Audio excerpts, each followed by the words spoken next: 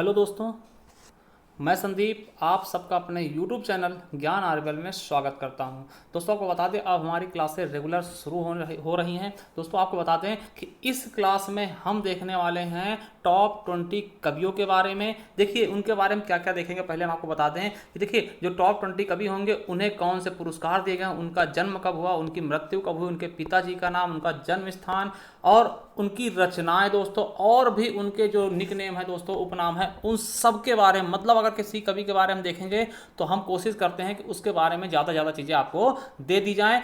तो आज के इस वीडियो में बहुत ही अच्छा होने वाला आपके साथ। आपको बता दें ये वीडियो किसी भी एग्जाम के लिए, चाहे वो यूपीएसआई हो, टीजीटी हो, पीजीटी हो, नेट हो, जेआरएफ हो, लेखपाल हो, यूपीपीसीएस हो, बीईओ हो, किसी भी एग्जाम के लिए दोस्तों सबसे इंपॉर्टेंट हो जाएगा। ठीक है, तो इस वीडियो में हम 20 कवियों के बारे में देखेंगे। आपको बता दें कि अगर अभी तक आपने हमारे दोस्तों हिंदी साहित्य के इतिहास की मैराथन क्लास नहीं देखी, जो कि दोस्तों 5 घंटे में हमने पूरा हिंदी साहित्य का इतिहास कवर किया है, अगर आपने उसे नहीं देखा तो देखिए जाके, हम उसका लिंक नीचे दे देंगे डिस्क्रिप्शन में। इसके अलावा 3 घंटे की एक मैराथन क्लास हमने बनाई दोस्तों हिंदी भाषा के इतिहास की, केवल ये दोनों क्लास आप देख लीजिए दोस्तों। इसके अलावा एक हमने संपूर्ण हिंदी की बनाई है 2 घंटे की दोस्तों। ठीक है, 2 घंटे की क्लास है, तो ये अगर 3 मैराथन क्लास आप देख लेते तो सब कुछ लगभग कवर ही हो जाएगा दोस्तों। और उसके अलावा तो आज ये चौथी मैराथन क्लास हमारी चल ही रही है। तो चलिए शुरू करते हैं इस मैराथन क्लास को। देखिए तो सबसे पहले देखिए हम देखेंगे सबसे पहले छायावादी कवि के 4 स्तंभ जो हैं दोस्तों, कौन कौन से 4 स्तंभ उनके बारे में देखेंगे। आपको पता है क्वेश्चन पूछा सकता है कि छायावाद के 4 स्तंभ कौन कौन से हैं दोस्तों, तो जयशंकर प्रसाद, सूर्यकांत त्रिपाठी निराला, सुमित्रा नंदन पंत और महादेवी वर्मा, प्रसाद पंत निराला वर्मा। ठीक है, ये हैं 4 स्तंभ। तो चारों के बारे में पहले हम देखेंगे, फिर उसके बाद हम आगे बढ़ेंगे दोस्तों। तो आपसे पूछा जाएगा छायावाद के जनक कौन है, तो जयशंकर प्रसाद जी को छायावाद का जनक भी माना जाता है। ठीक है, तो चलिए हमारे पहले कवि हो गए कौन, जयशंकर प्रसाद जी दोस्तों। कौन हो गए, जयशंकर प्रसाद जी। तो चलिए इनके बारे में देखते हैं, जयशंकर प्रसाद जी के बारे में देखते हैं दोस्तों। देखिए अगर इनके जन्म की बात करते हैं दोस्तों, तो इनका जन्म 1889 में हुआ था। ठीक है, और मृत्यु कब हुई, तो 1937 में हुई दोस्तों। इनके माता पिता का नाम क्या था, देवी प्रसाद और मुन्नी देवी दोस्तों, और गुरु इनके कौन थे, मोहिनी लाल दोस्तों। ठीक है, अब देखिए इनके उपनाम पूछे आते हैं, तो जयशंकर प्रसाद के उपनाम क्या हैं दोस्तों, इनको झारखंडी भी कहते हैं और कलाधर भी कहते हैं। क्या बोलते हैं, झारखंडी और कलाधर भी इनको कहा जाता है। ठीक है, चलिए अब देखिए इनकी बात करते हैं दोस्तों पुरस्कार की। तो आपको बता दें कि जयशंकर प्रसाद की रचना कौन सी, कामायनी दोस्तों। जयशंकर प्रसाद जी की रचना एक है कामायनी दोस्तों, उसके लिए इन्हें मंगला प्रसाद पारितोषिक पुरस्कार से सम्मानित किया गया। तो याद रखेंगे जयशंकर प्रसाद जी की रचना कामायनी को मंगला प्रसाद पारितोषिक पुरस्कार से सम्मानित किया गया है दोस्तों। ठीक है, चलिए अब इनकी हम कुछ काव्य कृतियां देखते हैं दोस्तों। तो काव्य कृतियों की अगर हम बात करते हैं तो इनकी कृतियां कौन सी हो गई, उर्वशी। देखिए कंफ्यूज मत होइएगा, उर्वशी आप समझ रहे होंगे रामधारी सिंह दिनकर की। ठीक है, तो हाँ उनकी है, दिनकर जी की है, वो ज्यादा क्या है, फेमस है। क्यों फेमस, क्योंकि उसके लिए उन्हें ज्ञानपीठ पुरस्कार मिल चुका है। ठीक है, तो क्वेश्चन आएगा कि उर्वशी किसकी रचना, अगर दोस्तों दिनकर हैं तो दिनकर को करना, जयशंकर प्रसाद को आप मत लगाइएगा क्योंकि वो ज़्यादा फेमस है। ठीक, अगर आप लगाते हैं तो आपको नंबर मिलेगा, क्योंकि ये जो जयशंकर प्रसाद जी की वो उनकी महाकाव्य है, इनका काव्य है। ठीक है, तो याद रखेंगे। और उर्वशी के लिए पूछ ले कि ज्ञानपीठ पुरस्कार किसको दिया, तब आप जयशंकर प्रसाद मत करिएगा दोस्तों। ठीक है, नहीं तो गलत हो जाएगा दोस्तों। ठीक है, चलिए अगला देखते हैं दोस्तों। उर्वशी हो गया, वन मिलन हो गया, प्रेम राज्य, अयोध्या का उद्धार, शोकोच्छ्वास, कानन कुसुम, प्रेम पथिक, महाराणा का महत्व, झरना, आंसू, लहर, कामायनी, और देखिए ये होगा। अब देखेंगे बारे में कुछ देखते हैं। देखिए जयशंकर प्रसाद की प्रथम कविता कौन सी है, सावन पंचक। क्या नाम है दोस्तों, सावन पंचक। सन 1906 ईस्वी में भारतेंदु पत्रिका में कलाधार उपनाम से प्रकाशित हुई दोस्तों, इसीलिए इनका उपनाम कलाधार भी है ना, कलाधर भी है ना। तो ये चीज याद रखेंगे, किस नाम से, किस उपनाम से प्रकाशित की गई थी, तो कलाधर, इसीलिए इनका नाम कलाधर भी है दोस्तों। ठीक है, चलिए अब देखिए जयशंकर प्रसाद की प्रथम पुस्तकाकार रचना कौन सी है। देखिए जयशंकर प्रसाद की प्रथम पुस्तकाकार रचना कौन सी है, तो उर्वशी है दोस्तों। ठीक है, यह एक चंपू काव्य है। चंपू क्या होता है, जिसमें गद्य और पद्य दोनों प्रकार की शैलियां होती है दोस्तों, उसको हम क्या बोलते हैं, चंपू काव्य बोलते हैं। तो याद रखेंगे कि जयशंकर प्रसाद की प्रथम पुस्तकाकार रचना कौन सी है, तो उर्वशी ही है दोस्तों। ठीक है, चलिए अगला है कि जयशंकर प्रसाद की प्रथम छायावादी कविता कौन सी है, तो प्रथम प्रभात है दोस्तों। कब? 1918 में। क्या? 1918 में प्रकाशित हुई थी दोस्तों, जो कि झरना में संकलित है, झरना में ये संकलित है। अब देखिए कि खड़ी बोली में जयशंकर का प्रथम काव्य संग्रह कौन सा है, तो कानन कुसुम है। यानी खड़ी बोली की अगर बात करते हैं तो प्रथम काव्य संग्रह कौन सा है, कानन कुसुम है दोस्तों, जयशंकर प्रसाद जी का। ठीक है, अब देखिए खड़ी बोली के जनक आपसे पूछा जाए तो कौन है, अमीर खुसरो हो जाएंगे दोस्तों। ठीक है, तो ये भी याद कर लेंगे। ठीक है, चलिए अगर पूछ दे खड़ी बोली का प्रथम महाकाव्य, याद रखिएगा खड़ी बोली का प्रथम महाकाव्य कौन है, तो प्रिय प्रवास है दोस्तों, अयोध्या सिंह हरिऔध की। क्वेश्चन ये पूछा गया इसलिए हमने बता दिया। ठीक है, तो याद रखेंगे। चलिए अब देखते हैं आगे। तो देखिए जयशंकर प्रसाद द्वारा रचित झरना को, क्या जयशंकर प्रसाद द्वारा रचित झरना है दोस्तों, झरना को छायावाद की प्रथम रचना स्वीकार किया गया। क्वेश्चन आएगा कि छायावाद की प्रथम रचना कौन सी है, तो झरना है। ठीक है, और इसको दोस्तों छायावाद की प्रथम प्रयोगशाला भी कहते हैं। क्वेश्चन आएगा कि छायावाद की प्रथम प्रयोगशाला किसको कहते हैं, तो झरना को छायावाद की प्रथम प्रयोगशाला भी कहते हैं दोस्तों। ठीक है, चलिए अगला है जयशंकर प्रसाद कृत आंसू। देखिए जयशंकर प्रसाद कृत आंसू 133 छंदों का विरह प्रधान स्मृति काव्य है। इसे हिंदी का मेघदूत कहते हैं दोस्तों। अगर पूछ ले कि हिंदी का मेघदूत किस काव्य को कहते हैं दोस्तों, तो आंसू किसकी है, जयशंकर प्रसाद जी की दोस्तों, क्योंकि इसमें भी रोने धोने का वर्णन है और इसमें भी है, दोनों की सिमिलरिटी एक जैसी है, इसीलिए इसको क्या कहते हैं, हिंदी का मेघदूत दोस्तों। ठीक है, चलिए अगला देखते हैं दोस्तों। कामायनी की बात करते हैं दोस्तों। कामायनी बहुत ही फेमस इनका महाकाव्य है दोस्तों, इसलिए इसके बारे में जानना बहुत ही ज्यादा आवश्यक है। देखिए कामायनी की अगर बात करते हैं, इसमें 15 सर्ग हैं। ठीक है, आपके नेटवर्क में पूछा जा सकता है कि कामायनी में कितने सर्ग हैं, 15 हैं। कौन कौन से हैं वो आपको बता दें। चिंता, आशा, श्रद्धा, काम, वासना, लज्जा, कर्म, ईर्ष्या, ईड़ा, स्वप्न, संघर्ष, निर्वेद, दर्शन, रहस्य और आनंद मेरे दोस्तों। ठीक है, ये हो गए 15 इसके सर्ग हो गए दोस्तों। अब देखिए इसके मुख्य पात्र भी पूछाते हैं, टेट में पूछे जाते हैं। तो मुख्य पात्र कौन होंगे, मनु हो गए, श्रद्धा हो गया, ईड़ा हो गए और कुमार, ये इसके मुख्य पात्र हैं। और इसमें छंद का प्रयोग कौन सा हुआ, तो तांडक छंद का प्रयोग हुआ है दोस्तों। ठीक है, अब देखिए आचार्य शांति प्रसाद द्विवेदी ने कामायनी को क्या कहा है, तो क्वेश्चन आ सकता है कि आचार्य शांति प्रसाद द्विवेदी ने कामायनी को क्या बोला है, तो उन्होंने बोला है कि कामायनी क्या है, छायावाद का उपनिषद है। क्या है, छायावाद का उपनिषद दोस्तों। और जयशंकर प्रसाद को प्रेम और सौंदर्य का कवि भी माना जाता है। तो दोस्तों हमने छायावाद के जो जनक थे जयशंकर प्रसाद, उनके बारे में बिल्कुल अच्छे से पढ़ दिया। अब देखते हैं सूर्यकांत त्रिपाठी निराला जी के बारे में दोस्तों। किसके, सूर्यकांत त्रिपाठी निराला जी के बारे में। देखिए निराला जी के अगर हम जन्म की बात करते हैं तो 1899 में हुआ था। महिषादल दोस्तों मेदिनीपुर पड़ता है, ये कहां पड़ता है, पश्चिम बंगाल में दोस्तों। तो इनका जन्म कहां हुआ, महिषादल मेदिनीपुर में दोस्तों। इनके पिताजी का नाम अगर हम बात करते हैं दोस्तों, इनके पिताजी का नाम क्या था, तो राम सहाय त्रिपाठी। क्या नाम, राम सहाय त्रिपाठी दोस्तों। ठीक है, अब देखिए अगर इनके उपनाम की बात करते हैं तो आपको पता है सूर्यकांत त्रिपाठी इनका नाम है। उपनाम क्या है, निराला कहते हैं इनको।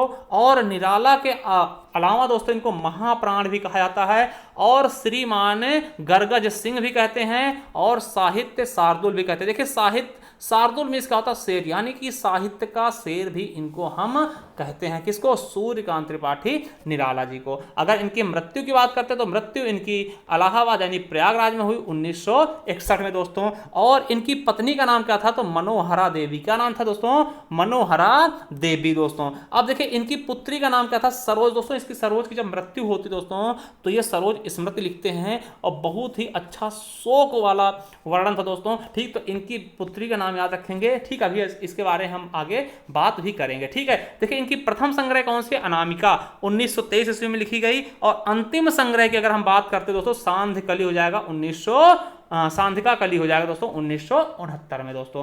प्रथम कविता कौन से? जूही की कली दोस्तों, याद रखिएगा यही वो जूही कली है जिसमें इन्होंने सबसे पहले मुक्तक छंद का प्रयोग किया। और ये क्वेश्चन कई बार रिपीट हुआ, एक बार नहीं कई बार रिपीट हुआ कि मुक्तक छंद का प्रयोग सबसे पहले किसने किया? तो निराला जी ने ही किया था दोस्तों, समझिएगा। निराला को हिंदी में मुक्तक छंद का प्रवर्तक भी कहते हैं। निराला जी को हिंदी में क्या बोलते हैं? मुक्तक छंद का प्रवर्तक भी बोलते हैं दोस्तों। कुछ आलोचक मुक्तक छंद को रबर या केचुआ छंद भी कहते हैं दोस्तों। तो याद रखेंगे कि केचुआ छंद और रबर छंद किसको बोलते हैं? मुक्तक छंद को ही बोलते हैं दोस्तों। क्वेश्चन कई बार पूछा गया कि मुक्तक छंद का प्रयोग सबसे पहले किसने किया? तो सूर्यकांत त्रिपाठी निराला जी ने किया। किस में किया? किस कविता में किया? तो जूही की कली नामक कविता में किया है। ठीक, तो ये चीज आपके दिमाग में बैठ जानी चाहिए। चलिए अब देखते हैं, निराला ने कवित्व को हिंदी का जातीय छंद कहा। किसको दोस्तों? कवित्व एक छंद है दोस्तों, इसको क्या बोला कि हिंदी का ये जातीय छंद है। ठीक है, तो याद रखें किसने बोला? निराला ने। अब आपको बता दें कि सूर्यकांत त्रिपाठी निराला को छायावाद का शलाका पुरुष भी कहा जाता है दोस्तों। क्या बोलते हैं? छायावाद का शलाका पुरुष कहते हैं दोस्तों। आपको बताया हमने कि दोस्तों इनकी पुत्री का देहांत हो जाता है दोस्तों, इतना ये टूट जाते हैं कि उसकी याद में दोस्तों एक सरोज स्मृति लिखते हैं। ठीक है, देखिए उसकी उनकी पुत्री का नाम क्या था? सरोज, और स्मृति मतलब याद करना। ठीक है, तो समझिएगा जो सरोज स्मृति थी दोस्तों, ये हिंदी का सर्वश्रेष्ठ, ये तथा गलत गया, तथा लिख लेना इसको सही से। ठीक है, ये हिंदी का सर्वश्रेष्ठ तथा प्रथम शोक गीत है। क्वेश्चन आएगा कि हिंदी का सर्वश्रेष्ठ शोक गीत कौन सा है? तो सरोज स्मृति है। हिंदी का प्रथम शोक गीत कौन सा है? तो भी सरोज स्मृति है। किसके द्वारा लिखा गया? निराला जी द्वारा लिखा गया। किसके ऊपर? अपनी पुत्री के ऊपर। दोस्तों एक चीज ये बहुत बार पूछा गया आपके यूपी टेट में कि तुलसीदास रचना किसकी है? तो आपको बता दें निराला जी की है। इसमें 101 छंदों में रचित एक खंड काव्य है दोस्तों। तो याद रखेंगे तुलसीदास किसकी रचना है दोस्तों? तुलसीदास तो नाम भी है मगर तुलसीदास एक रचना है, किसकी है? तो निराला जी की। और ये क्वेश्चन यूपी टेट में बाकायदा पूछा भी गया है। ठीक, तो ये चीज आप दिमाग में बिठा लेना। ठीक है, अब देखिए निराला ओज, औदात्य और विद्रोह के कवि हैं। क्या? ओज, औदात्य और विद्रोह के कवि माने जाते हैं। अब चलिए एक चीज बताते हैं आपको कि निराला कृत अनामिका और परमिल में संकलित महत्वपूर्ण कविताएं। देखिए दो इनकी क्या थी दोस्तों? संकलन थी। एक का नाम था अनामिका, एक परमिल, और इनमें इन्होंने कई सारी कविताएं भी संकलित की थी। देखिए अनामिका में कौन कौन सी थी? सरोज स्मृति दोस्तों, ये सबसे प्यारा शोक गीत है, याद रखेंगे।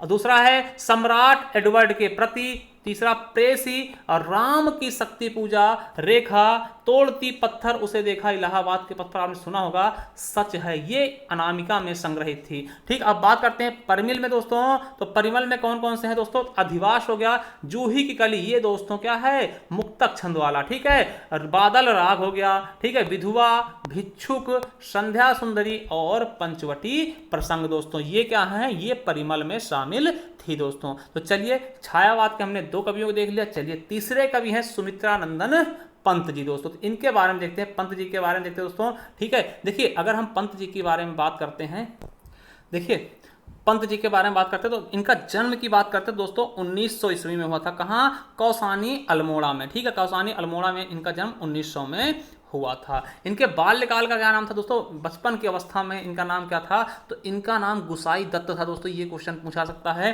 कि सुमित्रानंदन पंत क्या है, बचपन का नाम क्या था? तो गुसाई दत्त था दोस्तों। अब इनके अगर हम उपनाम की बात कर ले दोस्तों, तो उपनाम बहुत ही फेमस है। क्या? प्रकृति का सुकुमार दोस्तों, मोस्ट से भी मोस्ट इंपॉर्टेंट, ये आप याद रखेंगे कि प्रकृति का सुकुमार किसको कहते हैं? तो सुमित्रानंदन पंत जी को हम प्रकृति का सुकुमार कहते हैं। दूसरा स्वर सिद्ध बोलते हैं। तीसरा अप्सरा लोक का कवि। क्या? अप्सरा लोक का कवि भी इनको कहा जाता है। इनके मृत्यु की अगर हम बात करते हैं तो इनकी मृत्यु 1977 में दोस्तों प्रयागराज में हुई। और इनकी प्रथम कविता कौन सा है? तो गिरजे की घंटा। क्या? गिरजे का घंटा मेरे दोस्तों। ठीक है, तो याद रखेंगे। अब देखिए समझिए बात को। देखिए तो सुमित्रानंदन पंत है दोस्तों, इन्होंने काव्य, इनके जो काव्य है दोस्तों उसको विद्वानों ने 4 चरणों में बांट दिया। किसमें? 4 चरणों में इनके काव्यों को बांट दिया। किसने? विद्वानों ने दोस्तों। ठीक है, कौन कौन से? पहला क्या होगा? छायावादी, जो छायावाद युग में लिखे गए दोस्तों। कौन कौन से हैं? उच्छ्वास हो गया, ग्रंथि हो गया, वीणा हो गया, पल्लव हो गया और गुंजन दोस्तों। ठीक है, ये किसमें? छायावादी उसमें बांटा गया। और दूसरा प्रगतिवादी के अंतर्गत कौन कौन से रखे गए? तो युगांत हो गया, युगवाणी हो गया और ग्राम्य हो गया दोस्तों। क्या? युगांत, युगवाणी और ग्राम्य। और दोस्तों अंतस चेतनावादी में कौन कौन से हैं दोस्तों? तो स्वर्ण किरण हो गया, स्वर्ण धूल होगा और युगपथ दोस्तों। क्या? स्वर्ण किरण, स्वर्ण धूल और युगपथ दोस्तों हो गया क्या? अंतस चेतनावादी में दोस्तों। ठीक है, अब देखिए आगे क्या? अब देखिए आगे नव मानवतावादी में दोस्तों, ये आपके लिए बहुत इंपॉर्टेंट है। ठीक है, नव मानवतावादी में दोस्तों कौन सा है? उत्तरा हो गया, कला और बूढ़ा चांद, इसके लिए इन्हें पुरस्कार दिया गया। अतिमा दोस्तों, लोकायतन, इसके लिए पुरस्कार मिला। और चिदंबरा के लिए दोस्तों पुरस्कार दिया गया। तो ये 3 रचनाएं इनकी तो मोस्ट से भी मोस्ट इंपॉर्टेंट, क्या? कला और बूढ़ा चांद, लोकायतन और चिदंबरा दोस्तों। ठीक है, चलिए अब देखते हैं कि पंत जी की दोस्तों प्रथम छायावादी रचना कौन सी है? तो उच्छ्वास है। याद रखेंगे, पंत जी की प्रथम छायावादी रचना कौन सी है? उच्छ्वास है। और अंतिम कौन सी है? तो गुंजन है दोस्तों। ठीक है, समझिएगा दोस्तों। देखिए सुमित्रानंदन पंत ने लोकायतन नामक महाकाव्य में दोस्तों, जो इन्होंने लोकायतन लिखा है दोस्तों, ये वाला लोकायतन, ठीक है, इसमें इन्होंने महाकाव्य है इनका, इसमें इन्होंने गांधी जी के जीवन पर आधारित लिखा था। मतलब महात्मा गांधी जी के जीवन पर आधारित ये रचना, ये महाकाव्य लिखा गया। और इसी के लिए दोस्तों क्या, जो इनका लोकायतन दोस्तों, इसी के लिए इन्हें सोवियत लैंड नेहरू पुरस्कार से सम्मानित किया गया। तो याद रखेंगे, सुमित्रानंदन पंत जी को लोकायतन के लिए सोवियत लैंड नेहरू पुरस्कार से सम्मानित किया गया है दोस्तों। ठीक है, याद रखेंगे लोकायतन के लिए सोवियत लैंड नेहरू पुरस्कार। और दोस्तों समझिए, देखिए बहुत ही अच्छा क्वेश्चन आ गया कि पंत की रचना चिदंबरा को दोस्तों, समझिएगा, जो इनकी चिदंबरा रचना है उसके लिए दोस्तों हिंदी का प्रथम ज्ञानपीठ पुरस्कार भी इन्हें दिया गया 1968 में। क्वेश्चन आएगा कि हिंदी का प्रथम ज्ञानपीठ पुरस्कार किसको दिया गया? तो पंत जी को दिया गया। किस रचना के लिए? तो चिदंबरा के लिए दोस्तों। याद रखेंगे, मोस्ट इंपॉर्टेंट है। कब दिया गया? 1968 में। क्वेश्चन आएगा कि ज्ञानपीठ पुरस्कार हिंदी का सबसे पहले किसको दिया गया? तो सुमित्रानंदन पंत को। किस रचना के लिए? चिदंबरा के लिए। कब दिया गया? 1968 में दोस्तों। ठीक है, अब देखिए कला और बूढ़ा चांद इनकी रचना थी, उसके लिए 1960 में इन्हें साहित्य अकादमी पुरस्कार दिया गया। कला और बूढ़ा चांद, ये भी मोस्ट से भी मोस्ट इंपॉर्टेंट है दोस्तों। चिदंबरा, कला और बूढ़ा चांद और लोकायतन, ये बहुत ही ज्यादा क्या है? फेमस है दोस्तों। चलिए अब देखिए पल्लवकृत जो पंतकृत जो पल्लव है, पल्लव की भूमिका को दोस्तों छायावाद का घोषणा पत्र कहा जाता है। मतलब कि जो पंत जी द्वारा लिखा गया है, कौन सा? छायावाद का घोषणा पत्र कहा जाता है। किसको? पल्लव को दोस्तों। अब देखिए पंत जी को संवेदनशील इंद्रिय बोध का कवि कहा जाता है दोस्तों। और पंत जी का मूल रूप से अरविंद दर्शन से प्रभावित थे। पंत जी जो है अरविंद दर्शन से क्या थे? मूल रूप से प्रभावित थे दोस्तों। तो चलिए अब चौथे हम देखते हैं दोस्तों, चौथी कवित्री थी किसकी? छायावाद की। तो 4 स्तंभ में एकमात्र कवित्री थी कौन? महादेवी वर्मा दोस्तों। तो इनके बारे में हम देखने वाले हैं। देखिए महादेवी वर्मा की बात करते हैं दोस्तों, तो ये क्वेश्चन एक बार पूछा गया कि महादेवी वर्मा का जन्म कहाँ हुआ? तो इसको आप अपने दिमाग में बिठा लेना, कहाँ हुआ? फर्रुखाबाद में। कब हुआ?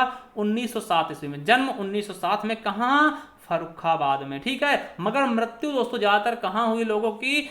प्रयागराज में दोस्तों। 1987 में महादेवी वर्मा की मृत्यु हुई, कहां? प्रयागराज में दोस्तों। इनके पिता का नाम क्या था? गोविंद प्रसाद। और दोस्तों सबसे इंपॉर्टेंट क्या है? इन्हें आधुनिक युग की मीरा कहते हैं। क्या बोलते हैं? आधुनिक युग की मीरा दोस्तों। और आपको बता दें कि महादेवी वर्मा को यहां तक यह कह दिया गया, क्या कहा गया दोस्तों? कि हिंदी के विशाल मंदिर की यह वीणा पाण है दोस्तों। आपको पता है वीणा पाण का मतलब क्या होता है? सरस्वती जी। मतलब ये साक्षात हिंदी के विशाल मंदिर क्या है? सरस्वती जी हैं दोस्तों। ठीक है, चलिए इनकी रचना की अगर हम बात करते हैं, काव्य कृतियों की बात करते हैं, तो कौन सी है? निहार, रश्मि, नीरजा, सांध्य गीत, यामा, मोस्ट से भी मोस्ट इंपॉर्टेंट, दीपशिखा, सप्तपर्णा। देखिए अब देखिए समझिए, महादेवी वर्मा को यामा के लिए दोस्तों ज्ञानपीठ पुरस्कार देगा। तो ये आपके लिए मोस्ट से भी मोस्ट इंपॉर्टेंट, इसको ट्रिपल स्टार लगा लीजिएगा। और आपको अगर आगे बताएं दोस्तों, तो महादेवी वर्मा को रश्मि और नीरजा के लिए मंगला प्रसाद पारितोषिक पुरस्कार से सम्मानित किया गया। तो याद रखेंगे, इनको भी मंगला प्रसाद पारितोषिक पुरस्कार दिया गया है। और इस को भी स्टार लगा लीजिएगा, क्योंकि ये पिछली बार यूपीएससी में पूछा गया क्वेश्चन था कि महादेवी वर्मा को 1982 में प्रथम भारतीय सम्मान दिया गया दोस्तों। ये उत्तर प्रदेश का सबसे सर्वश्रेष्ठ सम्मान है। ठीक है, आपको बता दें साहित्य के क्षेत्र में, तो दोस्तों क्वेश्चन पूछा जाएगा कि प्रथम भारतीय सम्मान किसको दिया गया? तो महादेवी वर्मा जी को दिया गया। कब? 1982 में। तो ये चीजें याद रखेंगे कि देखिए प्रथम भारतीय सम्मान किसको? महादेवी वर्मा जी को। और महादेवी वर्मा जी को ज्ञानपीठ पुरस्कार किसके लिए? तो यामा के लिए। बहुत बार पूछा गया। ठीक है, चलिए अब देखिए जो महादेवी वर्मा कृत सप्तपर्णा में दोस्तों ऋग्वेद के मंत्रों का हिंदी काव्यानुवाद संकलित है दोस्तों। ठीक है, ये भी याद रखेंगे। देखिए दोस्तों, इसके पहले हम आगे बढ़ें, आपको बता दें दोस्तों कि अगर इन सब की आप पीडीएफ चाहते हो दोस्तों, ये जो पूरी पीडीएफ हम पढ़ा रहे हैं इसकी पीडीएफ और इसके अलावा दोस्तों संपूर्ण हिंदी साहित्य की पीडीएफ अगर आप चाहते हो तो आपको बता दें थोड़ा सा क्या करना होगा। दोस्तों एक हमारी ई बुक है दोस्तों, इसमें आपको क्या क्या मिलेगा, जो हम पढ़ा रहे हैं ये पूरा पूरा पीडीएफ मिल जाएगा। इसके अलावा दोस्तों आपको बहुत कुछ इसमें मिलने वाला है। देखिए ये जो पीडीएफ है दोस्तों नेट, टीजीटी, पीजीटी, यूपीएसआई, लेखपाल, जीआर, जिसके लिए भी आप समझिए सबके लिए मोस्ट इंपॉर्टेंट है। इसमें होगा क्या क्या चीज़ दोस्तों, हिंदी साहित्य का इतिहास होगा। ठीक है, संपूर्ण हिंदी साहित्य का इतिहास जो दोस्तों आप 5 घंटे 15 मिनट में आप देखेंगे वो पूरा का पूरा इसमें होगा। उसके अलावा भी बहुत कुछ होगा। क्या क्या होगा इसमें, हमने सभी प्रकार के पुरस्कार, लगभग 8 तरीके के पुरस्कार, चाहे वो ज्ञानपीठ हो, साहित्य अकादमी हो, भारत भारती हो या फिर व्यास सम्मान हो, बहुत सारे सम्मान हमने इसमें शामिल किए हैं। और कवि और उनके उपनाम भी मिल जाएंगे, जन्म स्थान मिल जाएंगी, रचनाएं मिल जाएंगे और संपूर्ण हिंदी साहित्य का इतिहास होगा। इसके अलावा दोस्तों सबसे मेन चीज क्या होगा कि हिंदी में प्रथम क्या है, यानी हिंदी में पहला नाटक, पहला उपन्यास, पहले कवि, इस प्रकार के लगभग 125 प्लस फैक्ट मिल जाएंगे दोस्तों इसी बुक में। ठीक है, इसका रेट कितना है दोस्तों, तो इसका मात्र आपको 50 रुपए खर्च करने होंगे। ठीक है, ये आपको हम पीडीएफ के रूप में आपको सेंड कर देंगे। अगर आप 50 रुपए हमें इस नंबर पे सेंड कर सकते हैं व्हाट्सएप पे। ठीक, देखिए पहले आप क्या करिए, गूगल पे कर दीजिए इस नंबर पे, या फोन पे कर दीजिए, या फिर पेटीएम कर दीजिए, कुछ भी करके दोस्तों आप में स्क्रीनशॉट भेज देंगे तो हम आपको ये पीडीएफ भेज देंगे दोस्तों। ये 50 रुपए में आपको ये प्राप्त हो जाएगी। इसके अलावा दोस्तों एक हमारी ई बुक और है दोस्तों, एक ये दूसरी ई बुक है, इसमें हिंदी भाषा का इतिहास होगा। ये मात्र 25 रुपये में, अगर दोनों आप चाहिए तो हम हमें 75 रुपये पेटीएम, गूगल पे या फ़ोन पे कर सकते हैं दोस्तों उसी नंबर पे। ठीक है, इसमें देखिए आपको क्या क्या मिलेगा दोस्तों, इसमें आपको हिंदी भाषा की उत्पत्ति, हिंदी कैसे उत्पत्ति, उसका विकास क्रम क्या क्या था, उसका नामकरण क्या है दोस्तों, और भारतीय भाषा परिवार, कितने भाषा परिवार हैं, हिंदी भाषा के विभिन्न रूप कौन कौन से हैं दोस्तों, और हिंदी के जो 5 उपभाषा हैं और 17 या 18 बोलियां हैं उनके बारे में विधिवत तरीके से इसमें आपको बताया जाएगा दोस्तों। ठीक है, अगर आप इच्छुक हैं तो इस नंबर पे जो भी चाहिए, एक चाहिए आप 25 का, ये चाहिए आपको 25 रुपये सेंड कर सकते हैं, और वो वाली चाहिए तो आपको 50 रुपये। ठीक है, या दोनों चाहिए तो आप 75 रुपये सेंड करके हमें स्क्रीनशॉट भेज करके दोस्तों ये पीडीएफ प्राप्त कर सकते हैं। इस नंबर पे आप व्हाट्सअप करके दोस्तों। ठीक है, चलिए शुरू करते हैं अपने। तो दोस्तों हमने दोस्तों 4 कवि देख लेते छायावाद के, अब हम देखते हैं दोस्तों विद्यापति के बारे में। देखिए ये भी बहुत ज़्यादा इंपॉर्टेंट आपकी परीक्षा की दृष्टि से दोस्तों। देखिए विद्यापति, इनका जन्म 1350 ईस्वी में, मृत्यु 1450 ईस्वी में दोस्तों। ठीक है, याद रखेंगे। इनके गुरु का नाम क्या था, तो पंडित हरि मिश्र था इनके गुरु का नाम। अगर इनके हम निवास की बात करते, कहाँ के निवासी थे दोस्तों, तो ये बिहार के दरभंगा जिले के विपसी नामक गाँव के निवासी थे। कहाँ दोस्तों, विपसी नामक गाँव के निवासी थे दोस्तों। अब आपको बता दें कि विद्यापति तिरहुत के राजा शिव सिंह और कीर्त सिंह के क्या थे, राज दरबारी थे दोस्तों। ठीक है, और विद्यापति जो थे दोस्तों ये शैव संप्रदाय से मतलब संबंधित थे दोस्तों। ये शैव संप्रदाय के कवि थे दोस्तों, शिव के बारे में लिखते थे। ठीक है, शिव के कवि थे। ठीक है, चलिए अब देखिए हिंदी में विद्यापति को कृष्ण गीत परंपरा का प्रवर्तक माना था। क्वेश्चन याद रखेंगे कि हिंदी में कृष्ण गीत परंपरा का प्रवर्तक किसको मानते हैं, तो विद्यापति जी को ही मानते दोस्तों। ये देखिए जो विद्यापति दोस्तों, इन्हें हिंदी का प्रथम गीतकार भी कहा जाता है। याद रखिएगा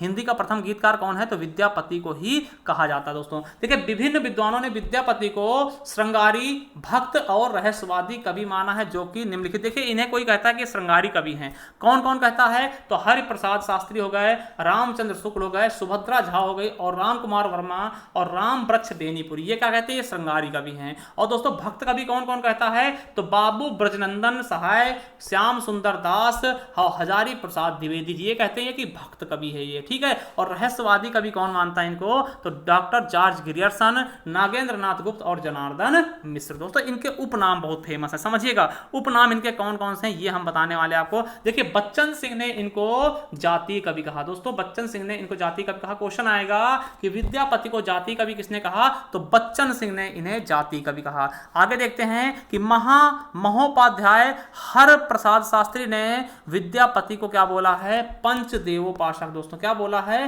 पंचदेव उपासक बोला है। ठीक, किसने? हर प्रसाद शास्त्री ने दोस्तों। वहीं अगर बात करते हैं दोस्तों सूर्यकांत त्रिपाठी निराला की, तो सूर्यकांत त्रिपाठी निराला ने इनकी जो पदावली के श्रृंगारिक पद हैं दोस्तों, उसको क्या बोला? पदावली की श्रृंगारिक पदों की मादकता को दोस्तों नागिन की लहर कहा है दोस्तों। ठीक है। और वहीं हजारी प्रसाद द्विवेदी विद्यापति को श्रृंगार रस के सिद्ध वाक कवि कहते हैं। क्या बोलते हैं? कि ये श्रृंगार रस के सिद्ध वाक कवि हैं दोस्तों। ठीक है। और समझिए, देखिए मैथिली के सर्वोपरि, देखिए इन्होंने मैथिली के बहुत अच्छे कवि थे दोस्तों। ये मैथिली के सर्वोपरि कवि होने के कारण इन्हें मैथिल कोकिल कहा जाता था। ये इंपॉर्टेंट है, ये पूछाता है कि मैथिल कोकिल के नाम से कौन फेमस है?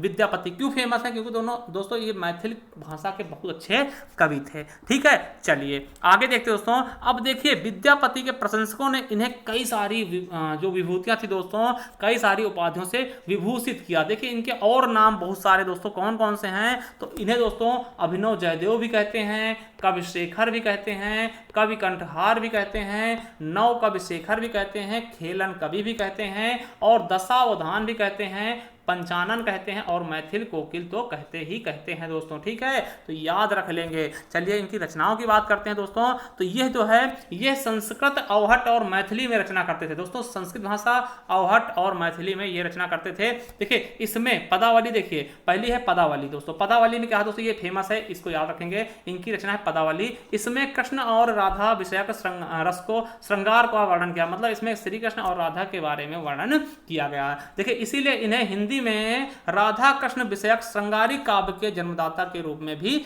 जाना जाता, और ये मैथिली भाषा में लिखी गई दोस्तों, इसीलिए इनको मैथिल कोकिल के नाम से भी जानते दोस्तों। अगला दोस्तों संस्कृत भाषा में क्या लिखा है इन्होंने? शैव सर्वस्व सार, गंगा वाक्यावली, दुर्गा भक्त तरंगिणी, भू परिक्रमा, दान वाक्यावली, पुरुष परीक्षा, विभाग सार, लिखनावली, और गया पत्तलक दोस्तों। ठीक है। और मैथिली में क्या लिखा दोस्तों इन्होंने? पदावली लिखा, गोरक्ष विजय ये नाटक है दोस्तों। अवहट्ट में क्या लिखा है? कीर्ति लता व कीर्ति पताका दोस्तों। एक चीज आपको बता दें कि जो गोरक्ष विजय है दोस्तों, वो गद्य भाग उसका संस्कृत में लिखा गया और पद्य भाग उसका मैथिली में लिखा गया दोस्तों। तो ये चीज भी याद कर लेंगे आप। ठीक है, मैथिल कोकिल के बारे में यानी विद्यापति के बारे में। अगला देखते दोस्तों तुलसीदास के बारे में दोस्तों। ये भी इंपॉर्टेंट है आपके परीक्षा की दृष्टि से दोस्तों। तुलसीदास, ठीक है, रामचरितमानस की जय, है ना। तो तुलसीदास के बारे में बात करने वाले हैं। देखिए इनका जन्म की बात करते हैं तो 1532-1623 यानी 1532 को इनका जन्म हुआ था और 1623 में इनकी मृत्यु हुई थी दोस्तों। इनके माता पिता का नाम क्या था? आपको पता होगा, आत्माराम दुबे इनके पिता का नाम, माता का नाम हुलसी था। पत्नी का नाम क्या था? रत्नावली दोस्तों। और दीक्षा गुरु कौन थे? नरहरियानंद। और शिक्षा गुरु कौन थे? शेष सनातन दोस्तों। इनका जन्म की बात करते हैं तो राजापुर बताया था, बांदा में पड़ता है दोस्तों। ठीक है। और देखिए इनके मित्र कौन कौन से? तो अब्दुल रहीम खान खाना, महाराजा मान सिंह, नाभादास, मधुसूदन और टोडरमल। आप देख सकते हैं कि ये अकबर के समकालीन थे ना, क्योंकि अकबर के नौरतन थे ना। इसमें से अब्दुल रहीम हो गए, मान सिंह हो गए दोस्तों, और टोडरमल ये क्या थे? अकबर के जो नौरत्न थे दोस्तों उसमें से संबंधित थे। तो आप समझ सकते हैं कि तुलसीदास उन्हीं के समय में थे दोस्तों। ठीक है। अब देखिएगा तुलसीदास की हम बात करते दोस्तों, तो तुलसीदास राम भक्ति शाखा के प्रतिनिधि कवि थे। आपको पता भी होगा ये राम भक्ति काव्य के कवि थे दोस्तों। आपको बता दें कि आचार्य रामचंद्र शुक्ल तुलसीदास को स्मार्त वैष्णव मानते हैं। क्या मानते हैं? स्मार्त वैष्णव मानते हैं। अब देखिए तुलसीदास के विषय में विभिन्न विद्वानों ने क्या क्या कहा है, मतलब तुलसीदास को क्या क्या कहा है, क्या क्या नाम दिया है, तो उसके बारे में हम बात करने वाले हैं। देखिए आचार्य रामचंद्र शुक्ल ने तुलसीदास को क्या बोला, तो उन्होंने कहा है कि हिंदी काव्य की प्रौढ़ता के युग का आरंभ तुलसीदास द्वारा हुआ है। ये कहते हैं कि हिंदी का जो है दोस्तों प्रौढ़ता के युग का आरंभ तुलसीदास ने ही किया। ठीक है।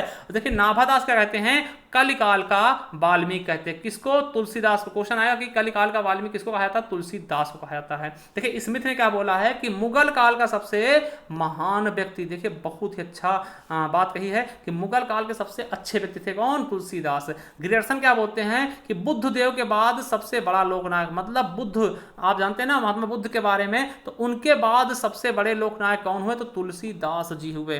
फिर से आचार्य रामचंद्र शुक्ल ने क्या कहा कि यह एक कवि ही हिंदी की प्रौढ़ साहित्य भाषा सिद्ध करने के लिए काफी है दोस्तों। अब देखिए रामविलास शर्मा इनको क्या बोलते हैं? जातीय कवि कहते हैं। अमृतलाल नागर मानस का हंस कहते हैं, और इन्होंने मानस का हंस क्वेश्चन पूछा था। मानस का हंस दोस्तों इन्हीं के जीवनी पर आधारित है। किसने लिखा? अमृतलाल नागर ने लिखा है। ठीक है। और दोस्तों अमृतलाल नागर ने खंजन नयन भी लिखा है, वो सूरदास के ऊपर लिखा था। ठीक है, याद रखेंगे। देखिए इनको लाला भगवान दीन व बच्चन सिंह इनको कहते हैं रूपकों का बादशाह। रूपक आप जानते होंगे अलंकार है दोस्तों। और आचार्य रामचंद्र शुक्ल इनको अनुप्रास का बादशाह कहते हैं। और डॉक्टर उदय भानु सिंह इनको उत्प्रेक्षा का बादशाह कहते हैं दोस्तों। आपको पता है इनकी दोस्तों नई नई शादी होती है, ये पत्नी के प्यार में पागल हो जाते हैं दोस्तों। आपको बता दें कि इसमें कहा गया था कि बहुत तेज आंधी आती है दोस्तों, पत्नी चली आती है अपने मायके, और दोस्तों इनको रात में मतलब विरह सह नहीं पाते, और रात में दोस्तों ये नदी पार करते हुए लाश को पकड़ते हुए दोस्तों पता नहीं कहां कहां ये अपनी पत्नी रत्नावली के पास पहुंच जाते दोस्तों।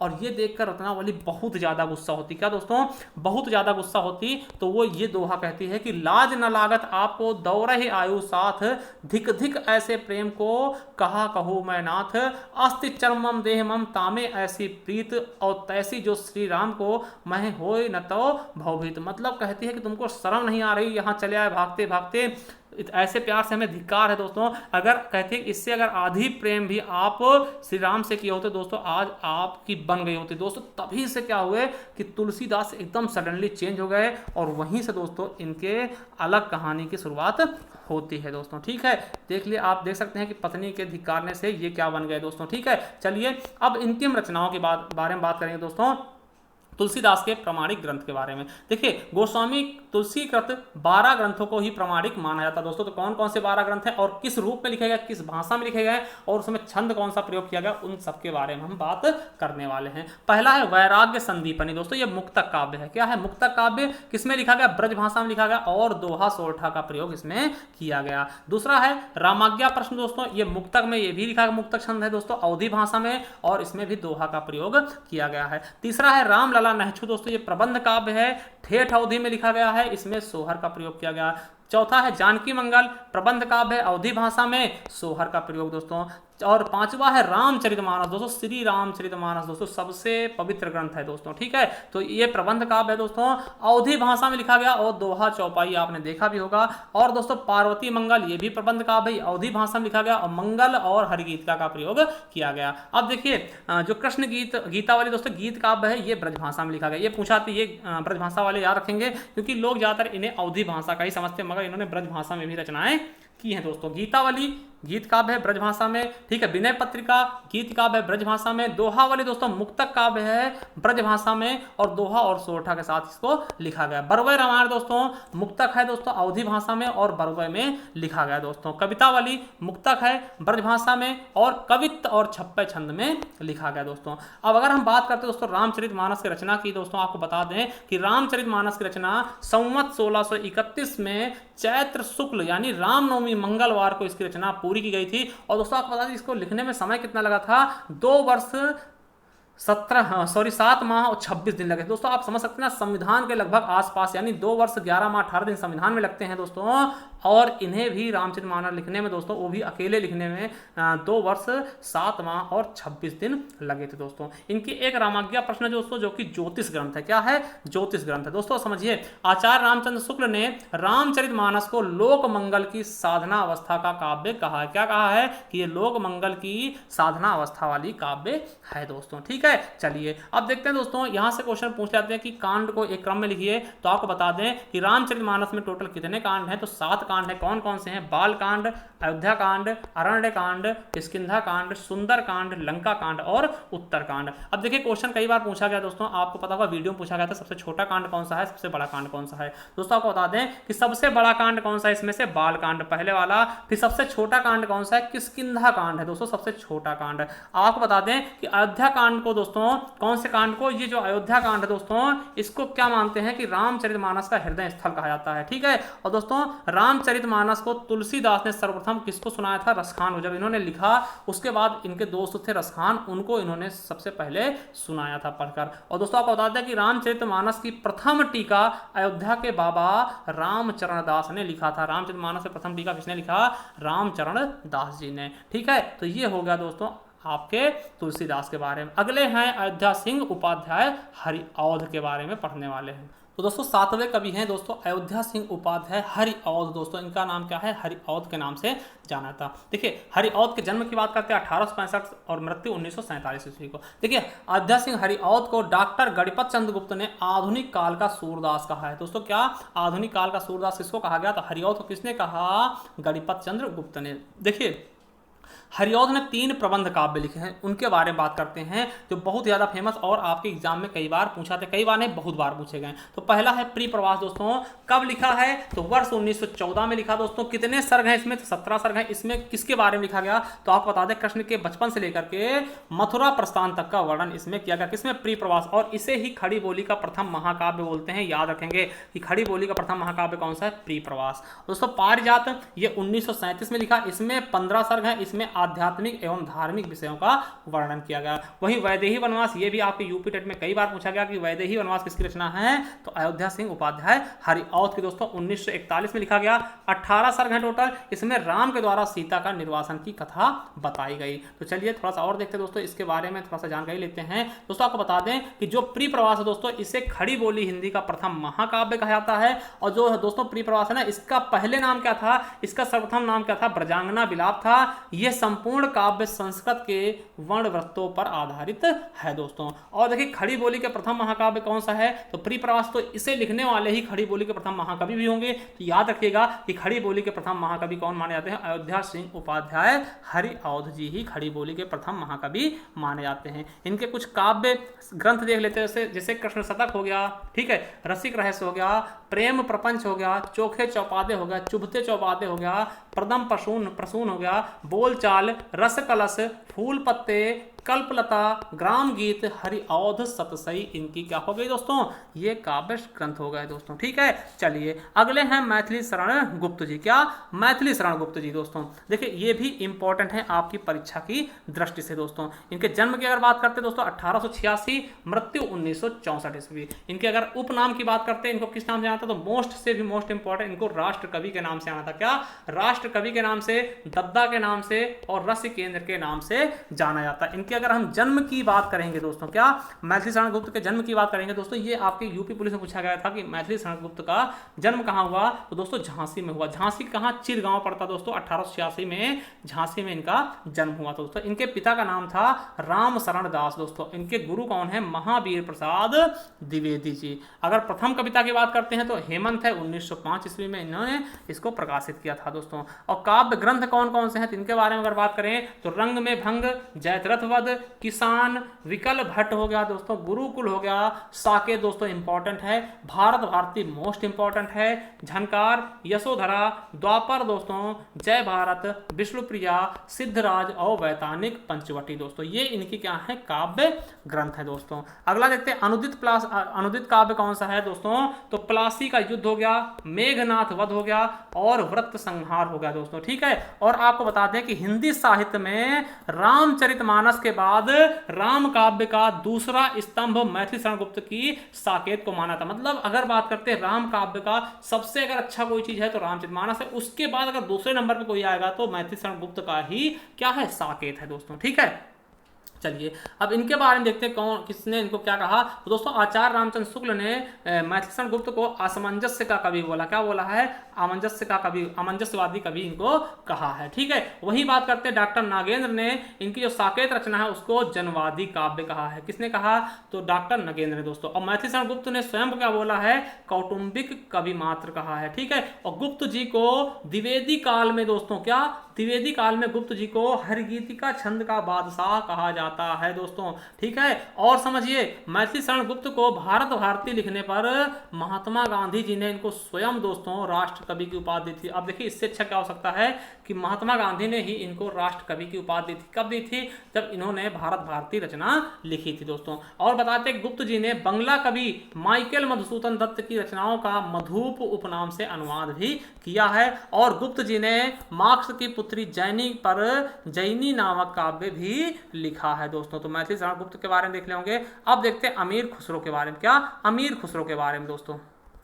देखिए अमीर खुसरो का जन्म की बात करते हैं दोस्तों 1253 में हुआ था और मृत्यु 1325 में हुई थी। दोस्तों इनका वास्तविक नाम क्या था? अबुल हसन। ये क्वेश्चन कई बार पूछा भी गया है दोस्तों कि अबुल हसन किसको बोलते हैं। ठीक है, तो अबुल हसन दोस्तों अमीर खुसरो कहा जाता है। इनके गुरु कौन है? तो निजामुद्दीन औलिया दोस्तों। इनकी निजामुद्दीन में इनका कब्र भी है दोस्तों, आप जानते होंगे। ठीक है, इनके उपनाम क्या है? तो तुर्के अल्लाह दोस्तों। अलाउद्दीन खिलजी ने इनको तुर्के अल्लाह कहा। और हिंदू तोताए हिंद दोस्तों, हिंदी ये गलत लिख गया तो उसका तोताए हिंद कहा जाता है इनको।